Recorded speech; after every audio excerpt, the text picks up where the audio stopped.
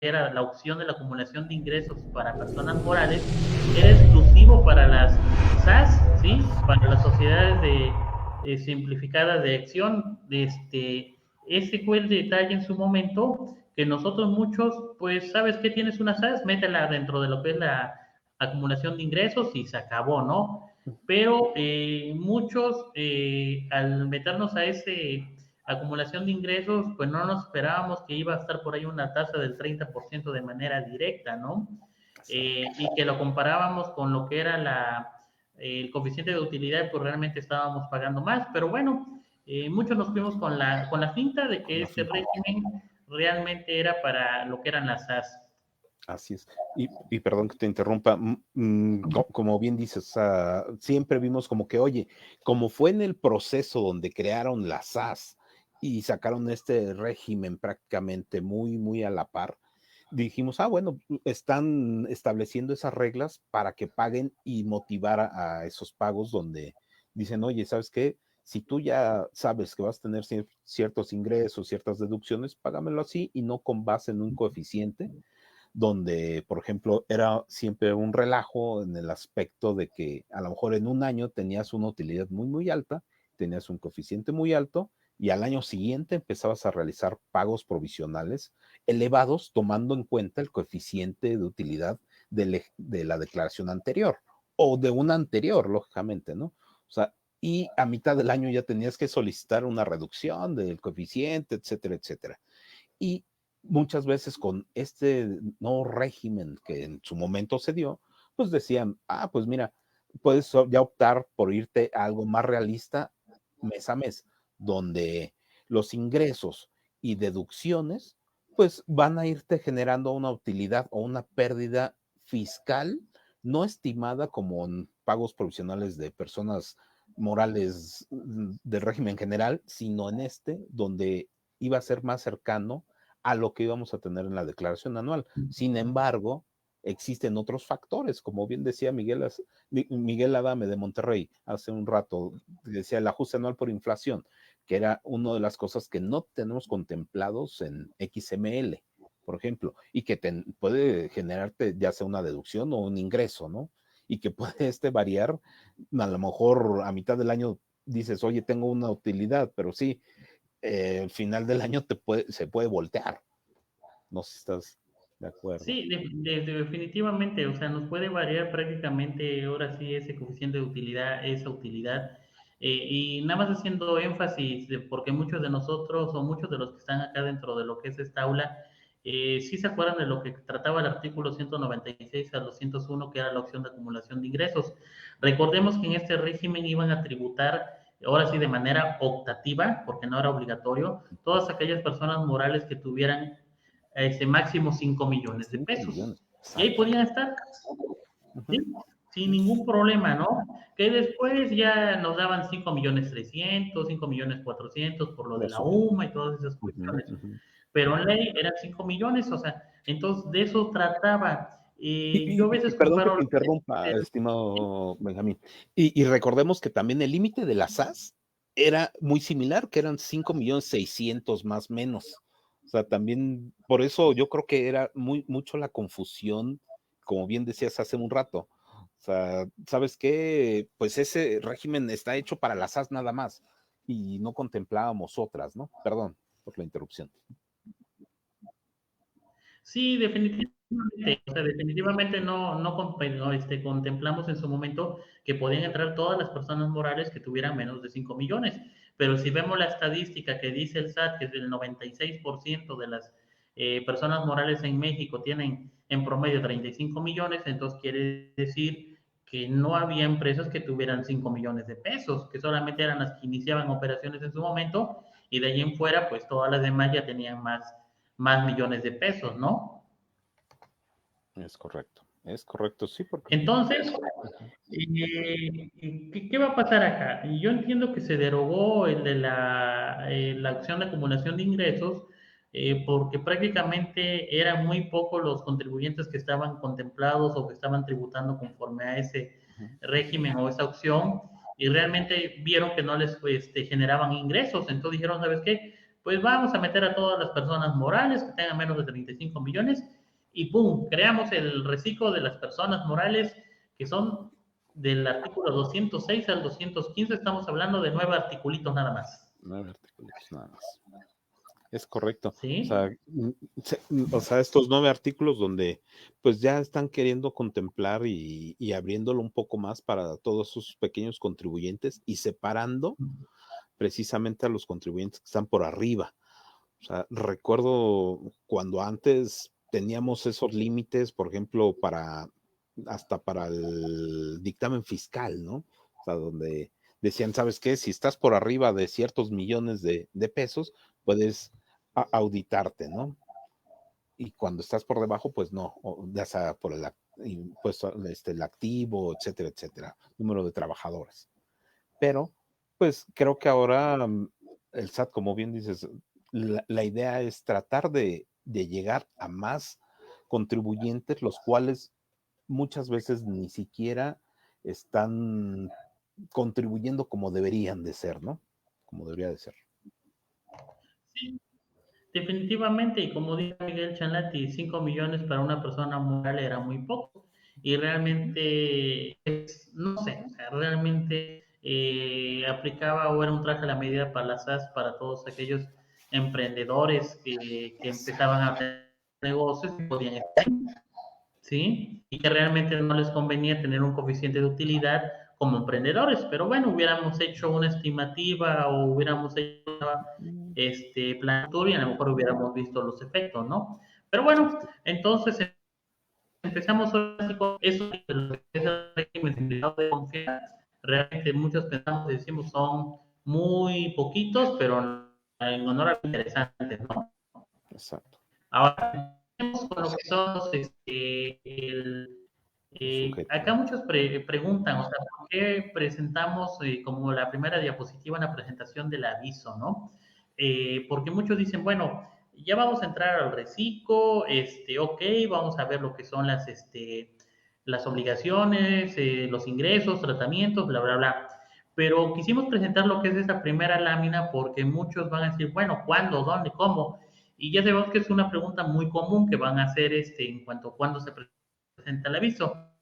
Y pues lo vamos a los mismitos, si estás de acuerdo, mi estimado Roberto, con las personas físicas, que dice que pues realmente deberán de presentar el aviso a más tardar el 31 de enero del 2022, que dice que es un aviso de actualización de actividades económicas y obligaciones ante el Servicio de Administración Tributaria, ¿sí? ¿Qué te da a entender? O sea, antes, por ejemplo, todos los que queríamos, por ejemplo, tener en el sector primario, por ejemplo, los que queríamos aplicar el crédito de diésel y todas esas cuestiones, presentábamos un aviso, pero nos íbamos a mi portal. ¿Estás de acuerdo? Así es, O así es. todos aquellos que queríamos, por ejemplo, tener la opción de no enviar la contabilidad electrónica, pues enviamos un aviso a través de mi portal en que íbamos a utilizar mis cuentas y toda esa cuestión, y esos eran los avisos, pero acá es muy claro, el aviso se va a presentar un aviso de actualización de actividades económicas, es decir, como si fuera un aumento de obligaciones. Entonces, acá dice que supuestamente los contribuyentes escucha muy bien, ¿de Sí, no, quién, mi estimada Alma? de ti se traba un poquito.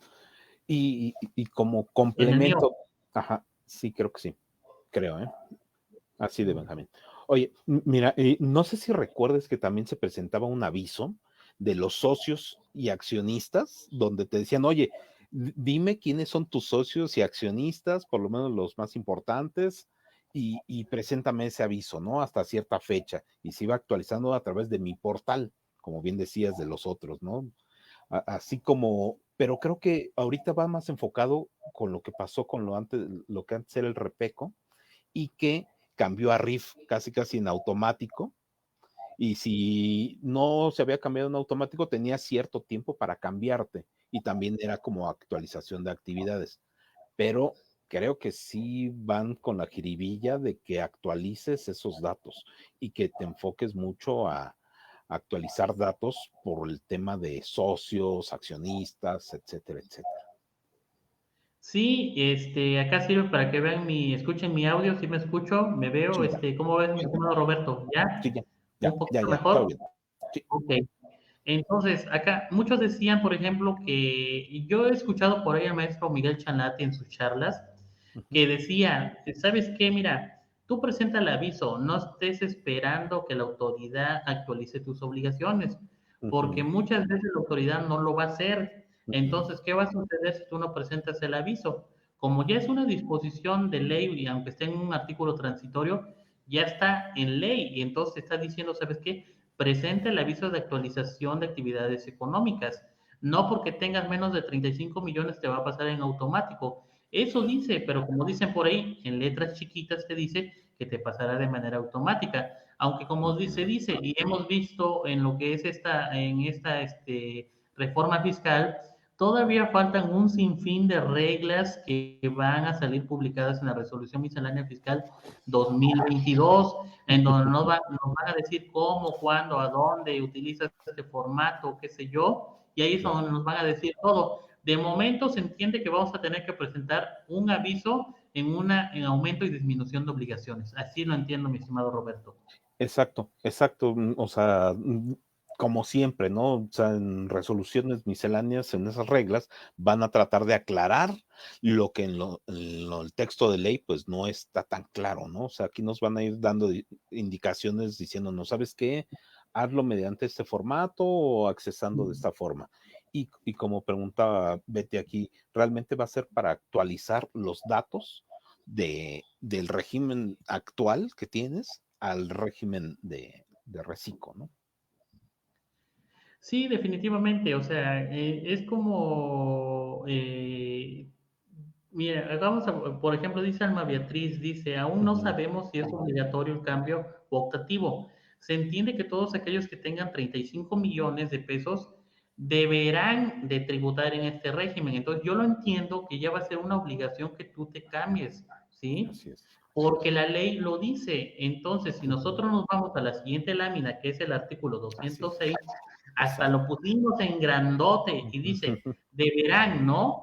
¿Qué significa deberán? Bueno, pues deberán es una forma verbal que dice de Es una tercera persona, afirmación. Ujú, es una ujú, afirmación y dice estar obligado a algo por ley moral o por necesidad física o lógica. Entonces te está diciendo, ¿sabes qué? Estás obligado, o sea, estás obligado a entrar a lo que es el recicón de las personas morales cuando tengas 35 millones de pesos como máximo, y acá lo dice el artículo 206, ¿sí? Deberán de cumplir con sus obligaciones fiscales en materia del impuesto sobre la renta conforme al régimen establecido en el presente capítulo. Las personas morales residentes en México únicamente constituidas por personas físicas cuyos ingresos totales en el ejercicio inmediato anterior no excedan de la cantidad de 35 millones de pesos.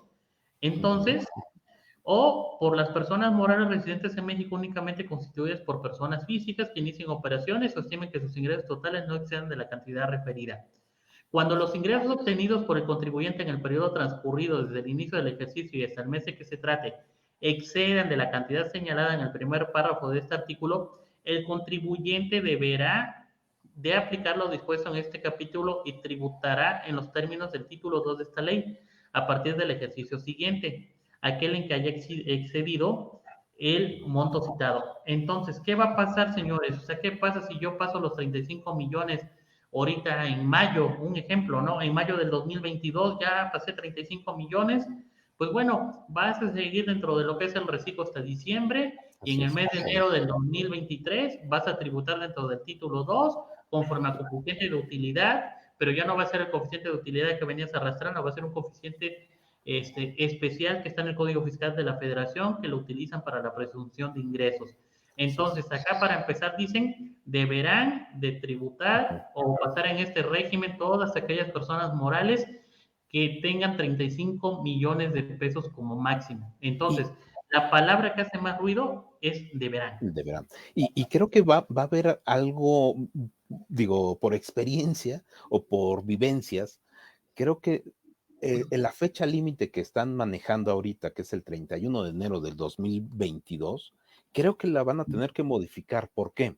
Porque si en 2021 todavía no conocemos si tenemos esos ingresos, si rebasamos o estamos debajo de esos 35 millones, puesto que la última declaración que hemos presentado es la del 2020 y que a lo mejor ahí estamos por arriba, vamos a suponer, y que tengo un caso, por ejemplo, una empresa que hasta el 2020 tenía 50 millones de pesos, ajá, ahí rebasaba, pero en este año cayeron sus ingresos y tiene como 15, ajá, o sea, dices, oye, ¿en cuál entro? O sea, son de esas cuestiones que creo que el SAT va a tener que ir afinando y a lo mejor dando un poco de tiempo por el tema, porque si lo vemos de manera estricta, dices, oye, mis ingresos al 30, o sea, que he mostrado al 31 de enero del 2022, pues a lo mejor son 15 millones. Perdón, todavía conservo mis 50 millones que presenté en mi declaración anual, que es mi ejercicio inmediato anterior que presenté.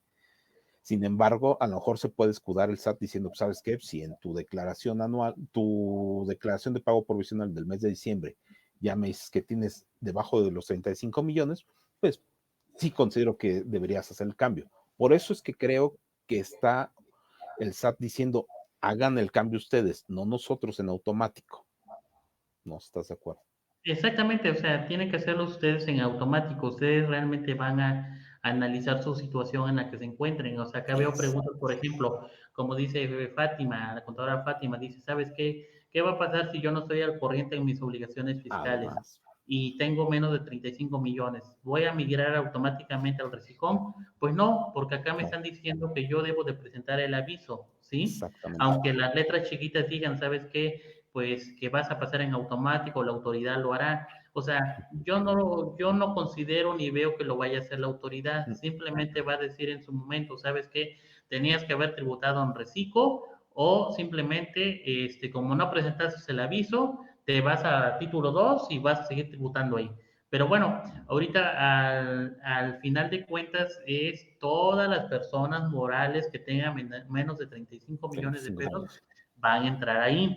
Por ahí Exacto. hacían una pregunta y decían, la contadora Alma decía, oye, ¿qué va a pasar con las personas morales del sector primario? Bueno, las personas morales del sector primario, ya por el artículo 76, si me equivoco, me corrigen, decía que esas personas morales son las que van a seguir dentro de ese capítulo de las actividades de los ágapes, perdón, van a seguir tributando, van a seguir teniendo sus 20 UMAS por socio, sin exceder de 200 anuales, van a seguir teniendo esa excepción.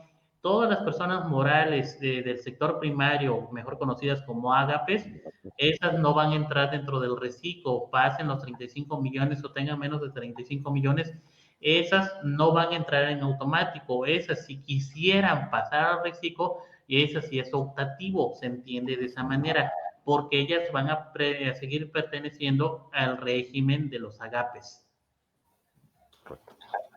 ¿Sí? Entonces, acá dice, Carmen dice, ¿habrá prórroga para definir si estas empresas les conviene o no pasar al reciclón? Yo considero que a lo mejor y no hay una prórroga, pero vamos a esperar las reglas que salgan en la resolución miscelánea y pues vamos a ver ahí qué va a suceder, ¿no? Creo Ahora, que vamos a tener que hacer una quiniela para ver si sí hay prórroga o no prórroga, porque yo creo que sí va a haber.